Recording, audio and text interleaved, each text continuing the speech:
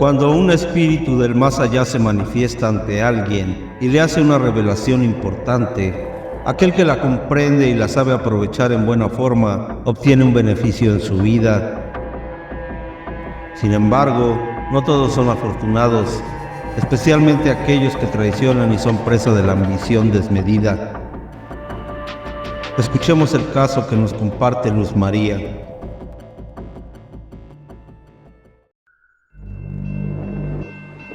Abrocha tu cinturón, porque estás a bordo. El tren que recorre la niebla.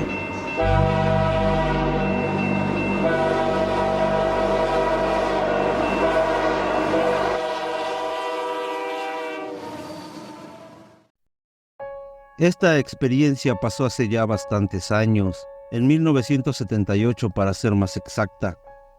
En ese entonces vivíamos en Zamora, Michoacán. Mi papá antes se dedicaba a la albañilería y aunque era un trabajo muy pesado, siempre llegaba a casa con una sonrisa. Pero un sábado llegó totalmente diferente, triste y preocupado. Solo nos dijo que se había terminado su contrato en una obra muy grande, en donde estaba trabajando junto con su compadre, el padrino de mi hermanito, que también era albañil. Aquel sábado, a media mañana, mientras él trabajaba, llegó a la obra un viejito, todo sucio, pidiendo comida.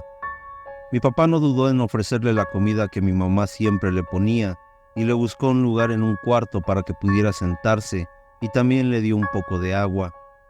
El viejito agradecido solo se bebió el agua. Como mi papá tenía que seguir con sus labores, lo dejó sentado y le dijo que podía regresar cuando quisiera comer, y le dio unos pocos pesos que traía en el bolsillo. Cuando se alejaba, el viejito lo llamó por su nombre.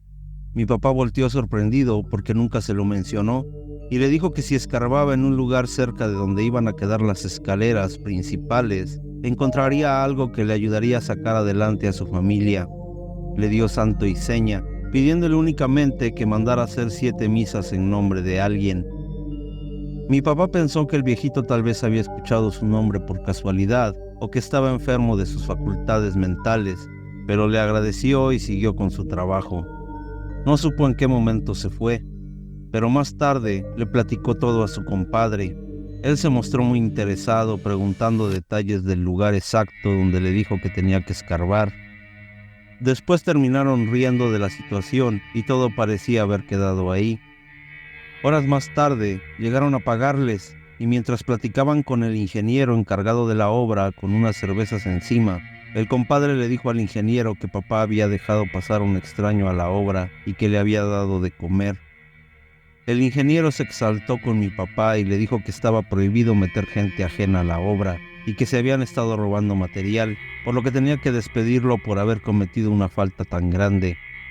A pesar que mi papá le pidió que le diera otra oportunidad, el ingeniero no accedió y le pidió que se retirara de inmediato. Afortunadamente no tardó mucho y pronto se acomodó en otro lugar, pero al día siguiente que lo despidieron, mi papá fue a buscar a su compadre a su casa y le dijeron que se había ido a trabajar, cosa que se le hizo muy rara por ser domingo. Una semana después intentó hablar con él, pero ni lo dejaron pasar a su casa, diciéndole que estaba fuera y se portaron hasta groseros. Notó que se había comprado una camioneta y luego a la siguiente semana mi papá se enteró de que ya se habían cambiado a una casa más grande. Al mes de esto, mi papá llegó una tarde con los ojos llorosos porque le acababan de avisar que su compadre había tenido un accidente y tristemente él y toda su familia habían fallecido al volcarse la camioneta donde viajaban. Mi mamá le dijo que a qué hora iríamos al velorio, pero mi papá le dijo que no iríamos.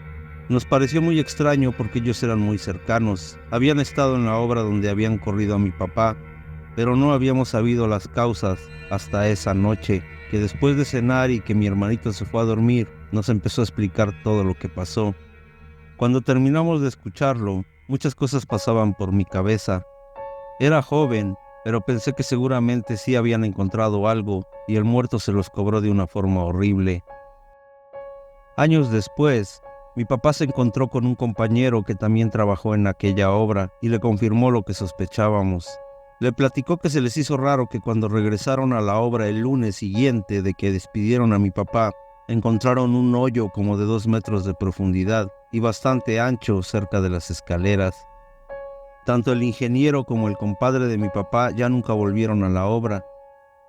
Poco a poco, mi familia salió adelante. Mis padres no nos dieron lujos, pero hemos sido felices la mayor parte de la vida. La ambición nunca es buena y no sé qué hubiera pasado si mi padre hubiera sido el que escarbara.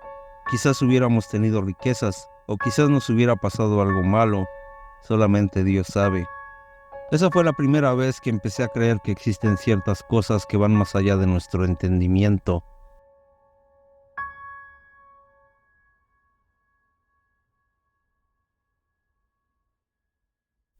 El descubrimiento de tesoros en muchísimos casos ha sido por casualidad, en otros tantos mediante el conocimiento del lugar o la toponimia, pero los más interesantes son aquellos que se han descubierto por revelaciones, a veces por los sueños, a veces por extrañas luces paranormales o incluso por espíritus que se materializan, como parece haber sucedido en este caso.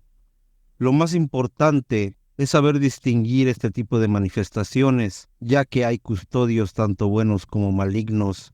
Los buenos se pueden presentar como una luz de vela que se mueve y desaparece en un lugar específico, o como sitios que se iluminan por la noche, o también en forma de espectros blancos o apariciones claras de personas, como en el caso de Luz María.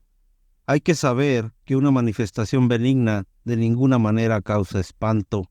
Por otro lado, cuando la revelación es maligna, casi siempre ocurre de noche. A menudo son sombras o espectros oscuros, y en la mayoría de los casos infunden temor inmediatamente, llamando insistentemente la atención hacia cierto lugar. Cuando el custodio de un tesoro oculto es maligno, puede haber incluso estremecimientos de tierra, pedradas, ruidos extraños o voces, y produce un gran nerviosismo y temor. Lo más conveniente en este caso es no insistir y dejarlo por la paz. El desenterrar un tesoro a partir de una revelación o manifestación paranormal no es fácil ni seguro, mucho menos si lo hace alguien a quien no fue dirigido.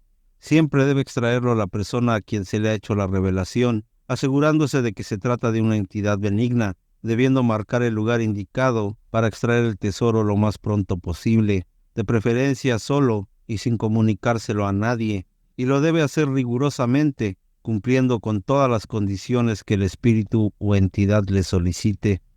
Algunos, por incredulidad, ignorancia o miedo, han perdido una excelente oportunidad, pero lo cierto es que si el desentierro no lo hace quien debe ser, no cumpla con las condiciones, o peor aún, si no se identifica el tipo de entidad que resguarda el tesoro, puede resultar en dos situaciones: que simplemente no se encuentre nada, o resulte imposible de sacar, o aún peor, que la persona lo logre extraer, pero acarreando consecuencias muy desafortunadas a corto plazo. ¿Alguna vez has escuchado a algún conocido que le haya sido revelado un tesoro por parte de una aparición sobrenatural? Agradezco a Luz María por haber compartido con nosotros este caso tan interesante. Te habló el maquinista y deseo que pases una excelente noche. Hasta la próxima.